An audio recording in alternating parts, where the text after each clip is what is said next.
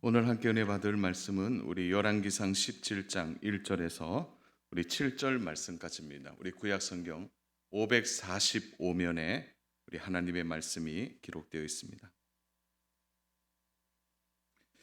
우리 열왕기상 17장 1절에서 7절 말씀입니다. 제가 1절부터 우리 5절까지 읽고요. 6절, 7절은 우리 함께 합독하면 좋겠습니다. 길르앗 세우고 하는 자 중 디셉 사람 엘리야가 아합에게 말하되 내가 섬기는 이스라엘 하나님 여호와께서 살아계심을 두고 맹세하노니 내 말이 없으면 수년 동안 비도 이슬도 있지 아니하리라 하니라. 여호와의 말씀이 엘리야에게 임하여 이르시되 너는 여기서 떠나 동쪽으로 가서 요단 앞 그린 시냇가에 숨고 그 시냇물을 마시라. 내가 까마귀들에게 명령하여 거기서 너를 먹이게 하리라.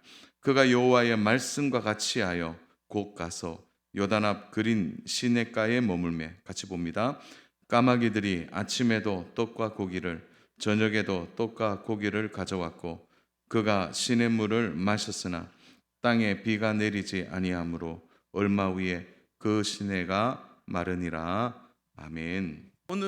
사실 오늘부터 이제 특별 새벽기도가 연결됩니다. 왜냐하면 오늘 본문이 17장 1절부터 7절이기 때문에 사실은 오늘 주일부터 이제 월, 화, 수, 목, 금, 토요일까지 주일까지 연결이 좀 되어서 오늘 말씀은 이제 문을 여는 말씀이다. 이렇게 좀 생각하시면 좋겠습니다. 자, 오늘 주신 이 말씀 가지고 그냥 일어나는 일은 없다라는 말씀의 제목으로 하나님 말씀을 증거하겠습니다. 자, 오늘 본문의 전체적인 구조가 딱 정해져 있습니다. 그것은 바로 아합과 엘리야입니다. 오늘 이 두 사람이 오늘 본문에 주목해야 될 인물들이죠. 그리고 우리가 가장 먼저 봐야 될 인물이 아합 왕입니다. 1절에도 아합에 대한 얘기가 나오죠. 아합 왕. 그는 이스라엘 전체를 통틀어서 가장 악한 왕입니다. 가장 악한 왕이다 이렇게 말할 수 있죠. 이스라엘 신앙 공동체를 단벌에 깨뜨리고 그에게 있어서 이스라엘 전체를 우상 숭배에 물들이게 한 왕입니다. 그의 22년 통치 기간 동안 그는 모든 악한 일들뿐만 아니고 그에게 있어서 이스라엘 전체를 완전히 변질시켜 버린 그러한 왕이기도 합니다. 그러니까 하나님의 백성인데 하나님께 등지도록 만든 주도자이죠. 요즘의 정치 구조로 보면은 뭐 요즘 투표를 한다든지 아니면은 여론을 통해서 어떤 변화를 시도하겠지만 그 당시에는 혈통 중심의 계승이었기 때문에 이러지도 못하고 저러지도 못한다는 거죠. 그 왕이 죽어야 끝이 나는 그런 시대였기 때문에 아합 왕의 통치는 그야말로 이스라엘 전체의 모든 악한 것을 만들어낸 그런 왕의 모습으로 이스라엘이 있는 배경이 오늘 주된 배경이 됩니다. 우리는 한번 질문해야 돼요. 아합 왕이 왜 이렇게 악한가? 왜 이렇게 악한가? 왜 이렇게 악한 왕이 되었는가라는 거죠. 우리가 가장 먼저 봐야 할 것은 아합 왕은 자신이 저지르고 있는 이 악행을 악으로 보지 않는다는 거죠. 다시 말해서 그의 양심이 이미 작동하지 않고 있는 것입니다. 하나님이 우리에게 주신 선물 중에 하나가 뭐냐면 우리의 양심이 움직이는 거죠. 그래서 지금도 보면 우리가 먼저 하나님의 말씀에 반응 또 하나님의 말씀을 듣고 분별하는 것 이전에 하나님은 우리에게 선한 양심을 허락하셨어요. 그래서 양심이 먼저 작동하도록 만든 거죠. 그런데 그 양심마저도 아합 왕에게는 소용이 없는 것입니다. 더군다나 그는 결혼을 잘못했어요. 결혼을 잘못했다는 거죠. 그것은 바로 시돈 왕이었던 벳 엘 바알 딸인 이세벨과 결혼을 하게 된 것입니다. 이게 시돈이 어디냐면은 그 바알과 아세라 그 우상의 본거지입니다. 본거지. 이 본거지 안에 바로 그 엘바알 왕인데 제사장이에요. 바알의 제사장인 딸 이세벨과 결혼을 한 것입니다. 그것이 정략적이든 아니면 그것이 어떤 문제가 있어서 결혼했던 간에 알고 결혼한 것입니다. 조금의 신앙이 있고 조금의 양심이 있으면 사실 이건 불가능한 결혼입니다. 그런데 전혀 개의치 않고 이세벨과 결혼을 하고 이세벨의 말을 듣고 모든 이스라엘 땅에 바알과 아세라 신상을 세운 왕이 바로 아합 왕입니다. 우리 오늘 청소년들이 일부에 있어서 오늘 이 말씀에는 없는데 꼭 당부하고 싶은 것은 지금부터 결혼을 위해 기도해야 돼요. 우리 청소년들은. 그래서 정말 좋은 배우자, 그런 배우자를 만나. 그 좋은 배우자는 누구죠? 하나님을 아는 배우자예요. 어른들이 아멘을 하고 아이들이 아멘을 해야 됩니다. 우리 청소년들이 아멘해야 돼요. 정말 좋은 배우자는 하나님을 아는 배우자예요. 그리고 하나님을 두려워할 줄 아는 배우자 만나야 돼요. 잘 만나야 돼요. 얼굴 잘생긴 LCT나 뭐 세븐틴 같은 그런 사람 말고 아주 예쁜 연예인들 말고 진짜 믿음이 있는 배우자를 만나셔야 합니다. 이 길에 들어선 아합이 완전히 무너집니다. 무엇보다 가장 악한 것은 하나님 말씀에 관심이 없다는 것입니다. 사랑하는 여러분, 처음부터 악한 사람은 없어요. 중요한 것은 하나님의 말씀에 관심이 없고 하나님과 멀어지게 되면 자연히 선한 것보다는 자신의 욕망에 따라 살아가게 되는 악함이 그 안에 들어오게 되는 것입니다. 하나님 말씀에 관심이 없는 것. 사실 이것이 모든 문제의 시작입니다. 오늘 우리가 살아가는 인생에 있어서 하나님의 말씀에 관심이 없이 하나님 말씀과 멀어지게 되면 우리 인생도 이렇게 흘러가게 된다는 거죠. 결혼도 자신의 뜻대로 했습니다. 그리고 정치도 자신의 뜻대로. 종교 필요 없다는 거죠. 하나님을 믿는 데한 믿음 필요 없이 자신의 뜻대로 모든 것을 이루어가는 거죠. 그가 얼마나 악한지를 한 가지 예를 들어볼 수 있는데요. 열왕기상 16장 34절을 보면 이런 말씀이 있어요.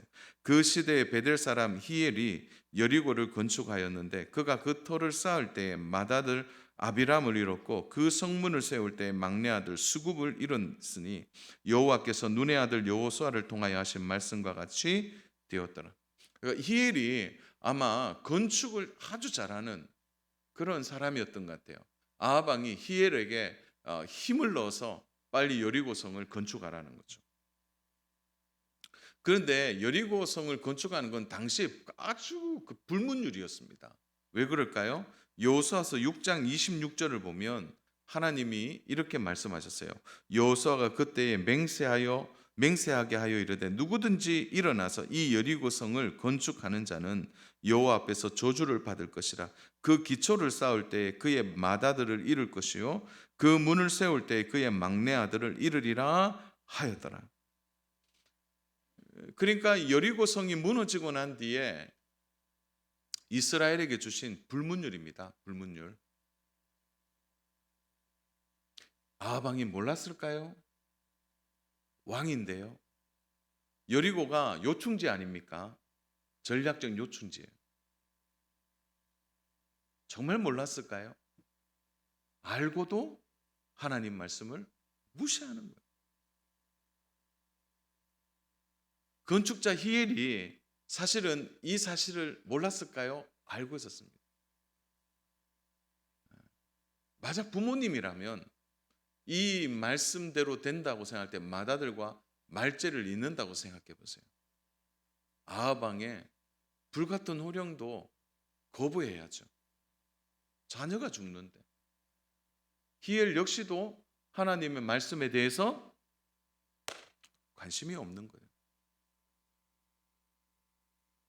오늘 모든 문제의 출발이 여기서 일어납니다. 하나님의 말씀에 대하여 관심이 없고 멀어지는 거예요. 여리고성의 제거는 결국 불행을 가지고 온 것입니다. 사랑하는 여러분, 성경을 많이 보면서 바알과 아세라에 대해서 지나치게 예민하지 않는가 하는 생각을 혹시 하실 수도 있어요. 그러나 바알은 그 당시에는 남성 명사고요, 아세라는 여성 명사예요.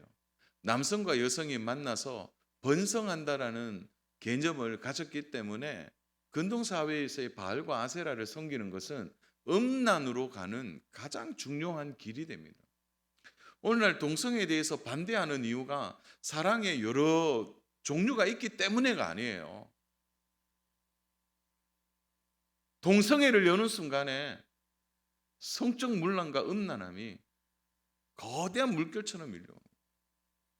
가정 질서가 파괴되는 것뿐 아니라 이 생명 질서, 하나님 만드신 모든 기초를 흔들어 버립니다. 그게 악한 것이죠. 제가 성도분들에게 점치지 말라고 이제 여러 번 한번 강조했는데, 뭐 그냥 재미로 점 보는 거 있잖아요. 그냥 기구에 뭘 넣으면 나오는 것도 있고, 그리고 신문에도 그거 보면은 있기도 하고, 별 이렇게 보는데 뭐 그거 흔히 볼 수 있는 거 아닙니다. 그렇게 해서 문이 열리는 거예요. 우상 숭배의 문이 열리는 거죠. 절대 보시면 안 돼요. 궁합 절대 보시면 안 돼요. 다 악한 거예요. 뭐 이사 갈 때 뭐 기일을 잡는 거 왜 그래요? 또 날짜 잡는 거 그렇게 하시면 그 하나님이 가장 싫어하는 거예요. 그러니까 이 아합은 그야말로 모든 악의 대명사예요. 모든 음란의 길을 열고 하나님과 등을 돌리도록 만든 악한 왕이라는 거죠. 자, 그런데 오늘 우리의 질문이 여기 있는 거예요. 그러면 그 아합 왕을 누가 세웠냐는 거죠. 사랑하는 여러분, 아합 왕을 누가 세웠을까요? 우리는 여기에서 한 가지 중요한 하나님의 섭리를 내다봐야 하는 것입니다. 이 땅의 모든 군왕들과 권력과 권세는 다 하나님의 다스림을 받고 있는 것입니다. 그렇다면 아합 왕도 역시 하나님이 세우셨다는 거죠. 자, 중요한 것은 하나님이 아합 왕을 통해서 이 땅에 악이 물들고 음란함이 가득하고 하나님께 등지도록 하기 위하여 아합 왕을 세우신 것입니까? 악한 지도자들을 하나님이 관대한 마음으로 너도 한번 해봐라, 그런 의도를 가지고 세운 것입니까? 하나님이 이런 왕들을 세울 때는 너무나 중요한 교훈이 있다는 것이죠. 무엇을 우리에게 말씀하시려고 그런 악한 왕을 세우고 악한 지도자들이 이 땅에 존재하도록 하는 것입니다. 우리 가까이에는 우리의 머리 위에 있는 저 북녘 땅을 보면 지금도 3대 세습이 이어져 가잖아요. 그런 것을 하나님이 왜 놔두시냐라는 거죠. 이렇게 하나님이 아합을 세우실 때에는 아합을 통하여 악이 현실적으로 입체적으로 얼마나 악한지를 아합을 통하여 하나님이 보여주신과 동시에 믿음으로 사는 것이 어떤 것인가를 하나님은 한 사람의 모델링을 통해서 오늘 우리들에게 말씀해 주고 있는 거죠. 그것이 바로 아합의 대치점에 있던 엘리야라는 거죠. 그런 의미에서 너무너무 중요한 거예요. 그냥 이루어지는 일은 없어요. 이런 일을 통해서 하나님이 그 실체를 드러내실 때 가장 하고 싶은 말은 믿음의 한 사람이 얼마나 중요하냐는 거예요. 그 앞에 믿음이라는 단어를 빼도 한번 생각해 봐야 돼요. 믿음이라는 단어를 빼고 한 사람의 영향력이 나라를, 민족을, 가정을, 가게를, 일터를 어떻게 바꾸어 가느냐는 거예요. 그래서 하나님이 아합 왕의 대치점에 오늘 갑자기 등장하는 한 인물을 세우신다는 거예요.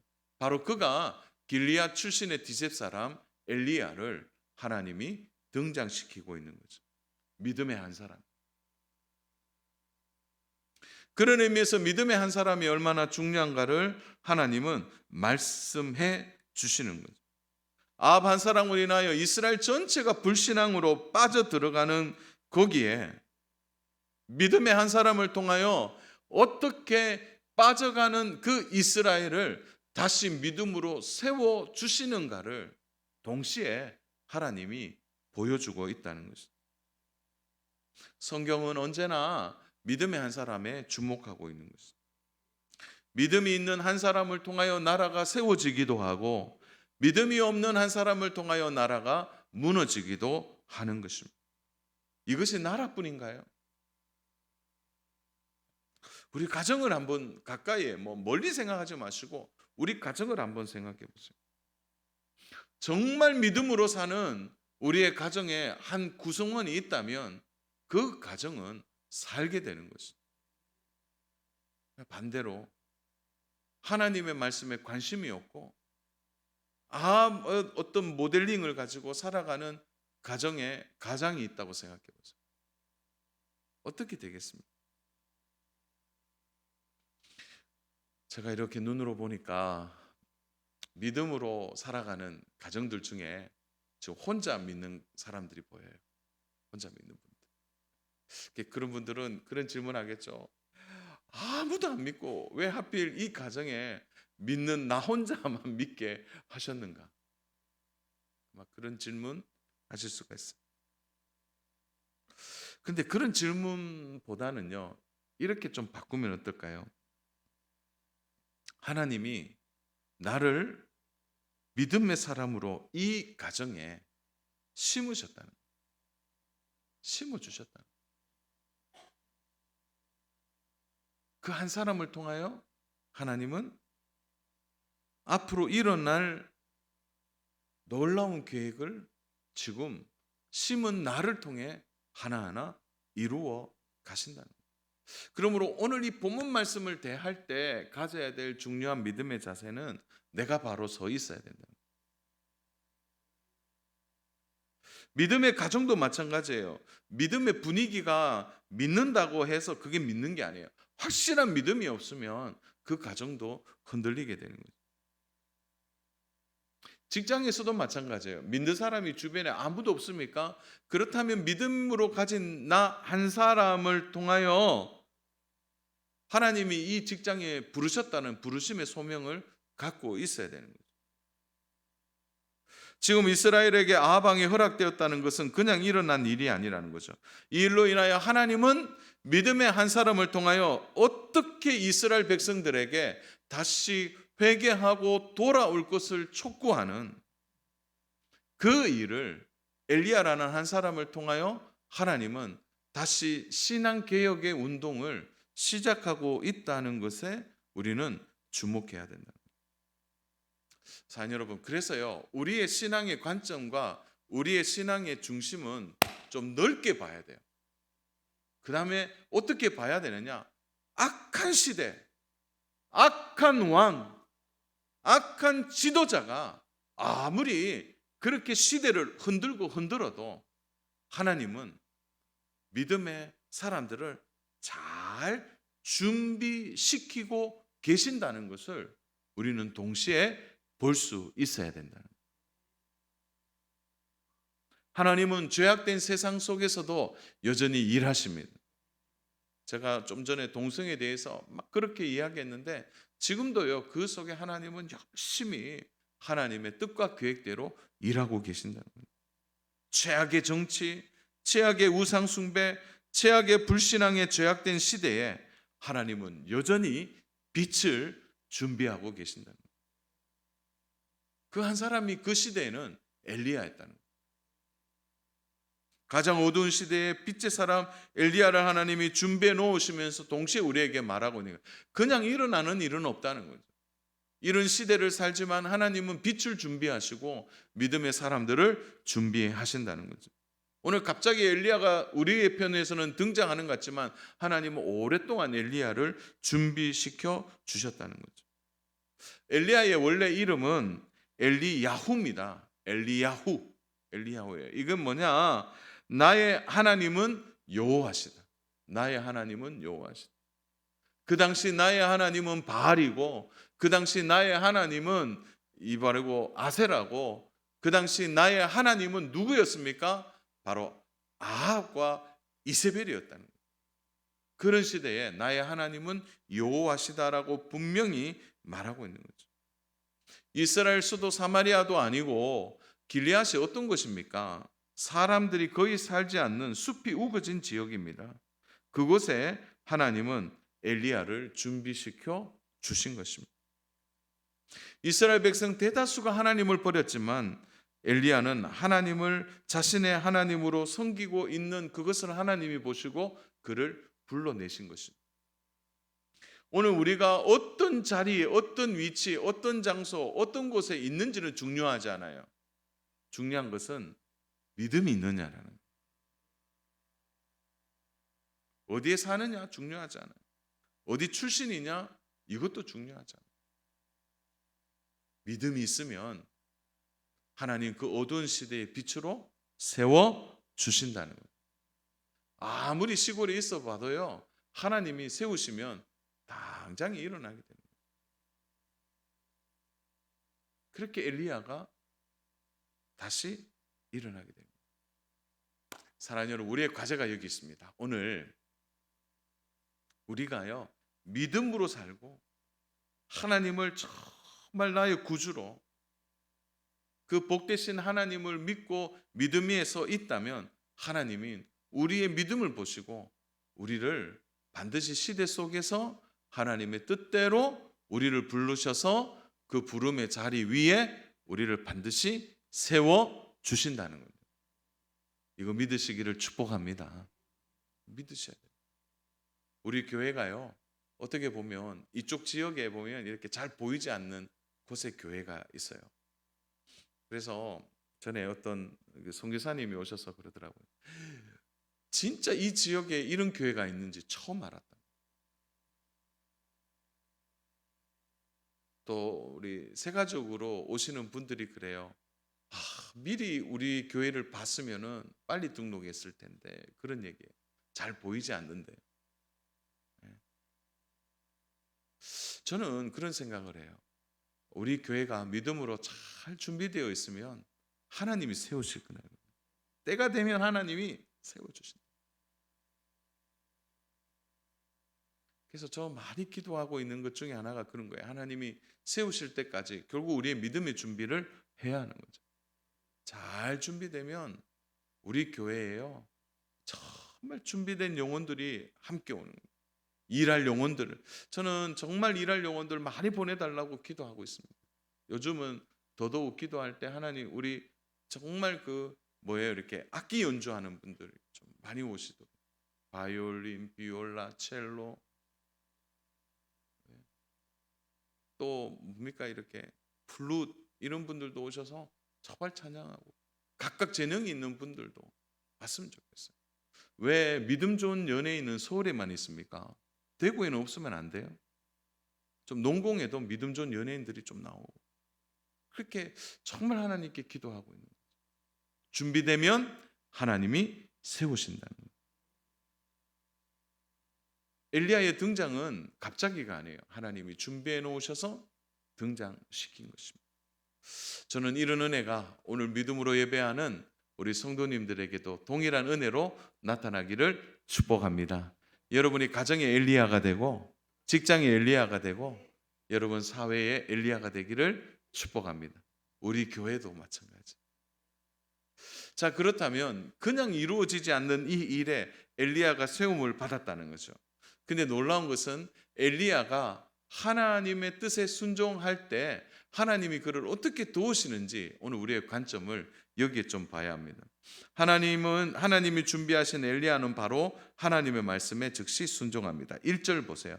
길르앗에 우거하는 자중 디십사는 엘리야가 아합에게 말하되 내가 섬기는 이스라엘 하나님 여호와께서 살아계심을 두고 맹세하노니 내 말이 없으면 수년 동안 비도 이슬도 있지 아니하리라 하니라. 사실 아합 왕에게 이렇게 말할 사람이 누가 있습니까? 절대 권력을 가졌는데요. 아합 왕에게 이런 말을, 그것도 축복이 아니라 저주의 말을 할 수 있느냐라는 거죠. 이것은 엘리야에게는 너무나 큰 믿음의 도전입니다. 아합의 한마디는 생탈권을 갖고 있었다는 거예요. 쏴 죽여 이러면 끝이 나는 거예요. 끝난다는 거죠. 그런 아합에게 엘리야가 하나님의 말씀을 그대로 전하고 있는 거죠. 축복이 아니라 저주입니다. 그걸 어떻게 저주했어요? 수년 동안 비도 이슬도 오지 않는다는 거죠. 자, 팔레스타인 지역의 비는 우기와 건기 사이에 비가 많이 오기도 하고 안 오기도 해요. 그러나 진짜 중요한 것은 이슬은 일정해야 되는 거예요. 이슬은. 그런데 이슬 자체가 오지 않는다는 것은 무엇입니까? 그야말로 이스라엘의 동맥을 끊는 것과 같은 거예요. 이거는 저주 중에 레벨이 가장 높은 저주라고 봅니다. 네. 그걸 아합 왕에게 얘기하는 거예요. 경제가 끝이 나는 거예요. 농업 사회가 농업 자체를 할 수 없는 것이죠. 정말 하나님의 말씀을 믿는다 해도 그 말을 그대로 전달하는 일은, 그렇게 순종하는 일은 쉽지 않은 것입니다. 사랑하는 여러분, 하나님이 엘리야에게 가장 먼저 가르쳐 주신 게 뭐냐? 순종입니다. 순종. 오늘 우리의 모든 믿음의 문제가 어디에서 출발하는지 아세요? 순종하지 않기 때문에 출발. 부모와 자녀와의 관계도 순종하지 않기 때문에 일이 틀어지는 거예요. 그래서 부모님들이 자녀들에게 제일 많이 하는 말이 뭐예요? 사랑스러워, 축복해, 이 말입니까? 말 좀 들어라, 말 좀 들어라. 이제 오늘 청소년들이 좀 옆에 많이 있는데 저를 싫어할까 봐 좀. 그러면 그 순종의 관계예요. 저도 우리 자녀들을 보고 말 좀 들어라, 그 말을 하면서 동시에 하나님, 저는 하나님 말씀 잘 듣고 있습니까? 저도 그래요, 스스로. 그 말 잘 못하겠더라고요. 순종이 안 되는 거예요. 우리가 오늘을 살아가는 우리의 삶에 하나님과의 순종이, 이게 안 돼요. 그러니까 엘리야가, 우리는 생각하잖아요. 이제 열왕기상 18장을 넘어가면 뭡니까? 막 바알과 아세라 그 850명 막 깨뜨리고 갈멜살에 불이 임하고 막 어마어마한 일을 했을 때 엘리야의 그 놀라운 일을 우리가 봤지만, 사실은 뭐가 중요하냐? 이 순종에서부터 모든 일이 시작합니다. 아방 앞에 가서 그렇게 순종하는 일이 쉽잖아요. 그러나 한 번 순종하니까요, 그 다음이 쉬워지는 거예요. 하나님은 엘리야를 그 자리에서 나오게 하시고 그를 숨겨주신다는 거예요. 2절과 3절을 보십시오. 여호와의 말씀이 엘리야에게 임하여 이르시되 너는 여기서 떠나 동쪽으로 가서 요단암 그린 시냇가에 숨고. 아합의 손에서 하나님은 벗어나게 하시고 또 동시에 그를 보호해 주시고 그린 시냇가에 숨겨 주셨다는 거예요. 어쩌면 아합이 너무 기가 막혀서 주는 말을 하나, 어쩌면 정신 차리기 전에 하나님이 빨리 빼신지도 모르겠어요. 아합이 정신 차리고 엘리야를 잡으라고 하지 않았겠어요? 근데 하나님이 그린 시냇가에 숨겨 주셨다는 거예요. 지금도 그린 시냇가가 어디인지 학자들이 찾고 있습니다. 지금도 어디가 그린 시냇가인지 모른대요. 하나님 완벽하게 숨겨주신 거죠.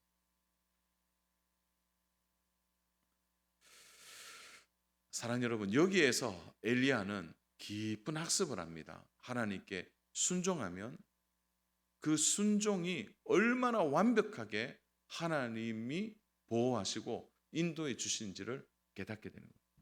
오늘 우리 사랑하는 청소년들을 정말 마음으로 축복하고 싶습니다. 사랑하는 여러분 하나님께 어떤 말씀이든지 먼저 순종하시기 바랍니다. 그러면 여러분의 길이 열려요.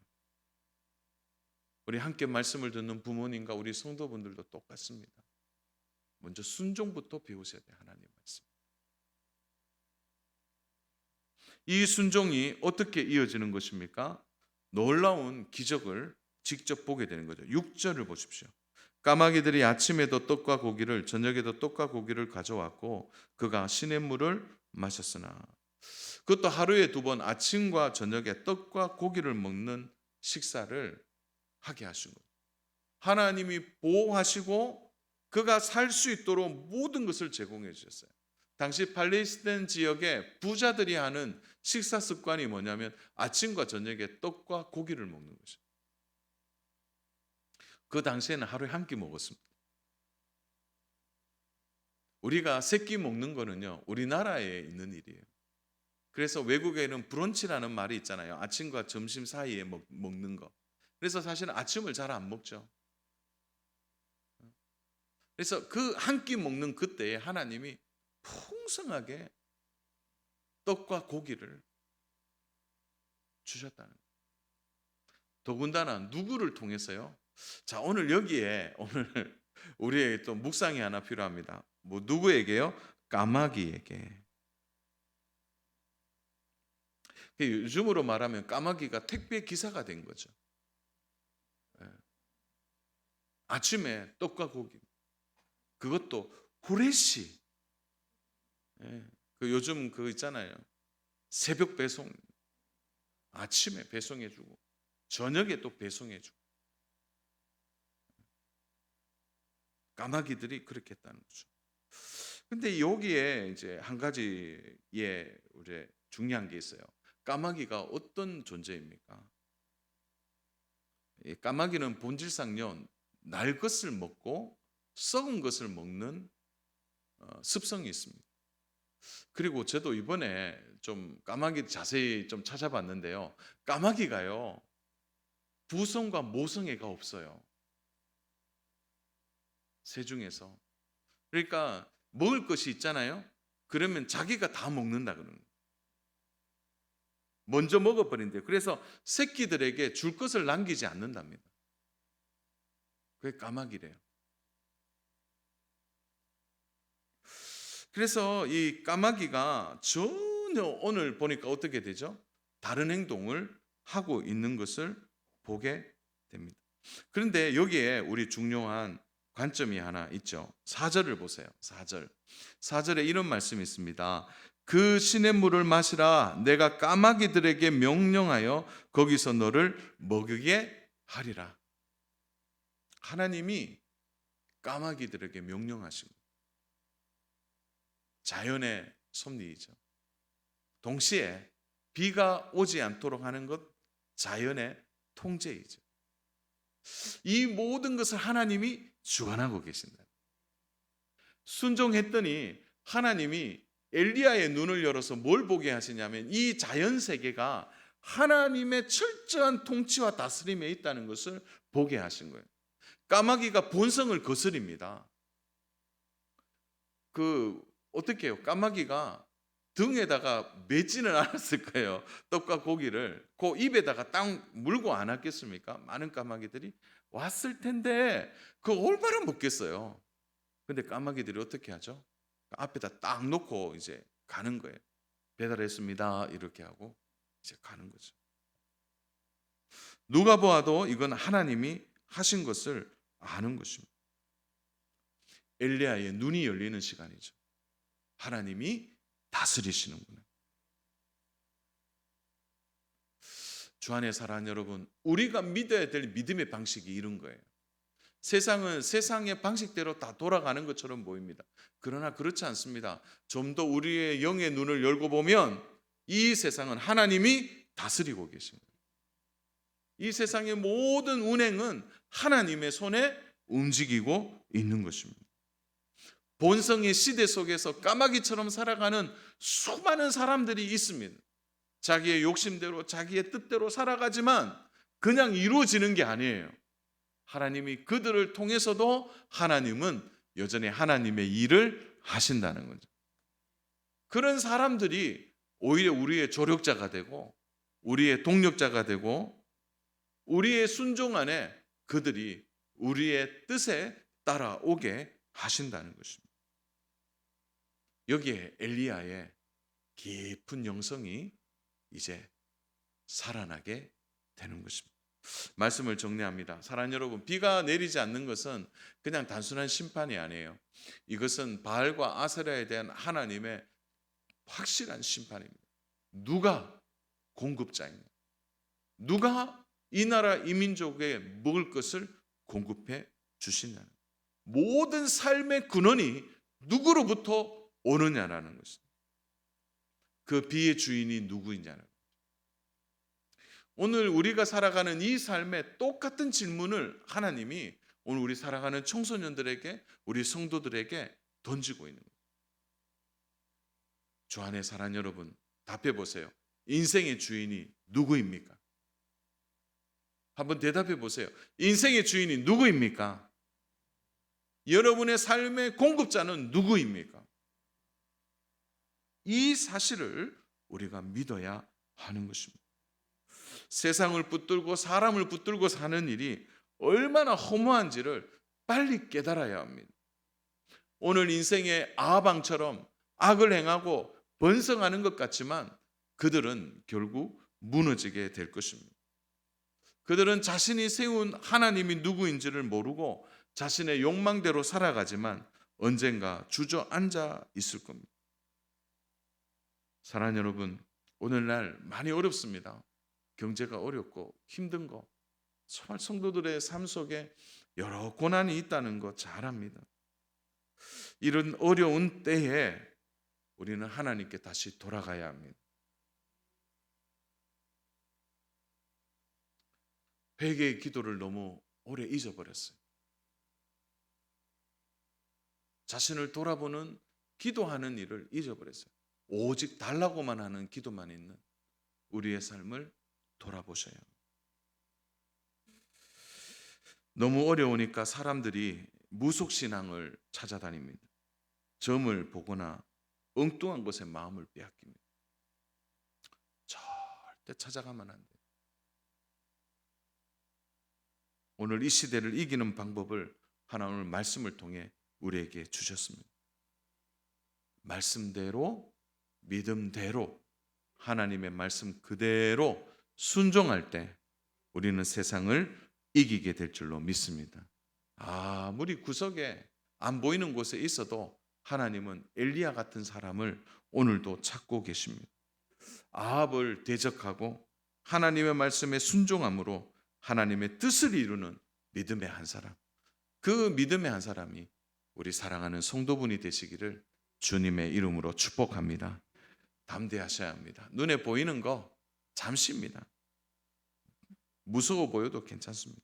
진짜 무서워야 할 대상은 하나님이세요. 오늘 하나님에 대한 확실한 믿음 붙들고 다시 신앙의 중심을 가지고 주를 바라보는 저와 믿음의 성도님 다 되시기를 주님의 이름으로 축복합니다.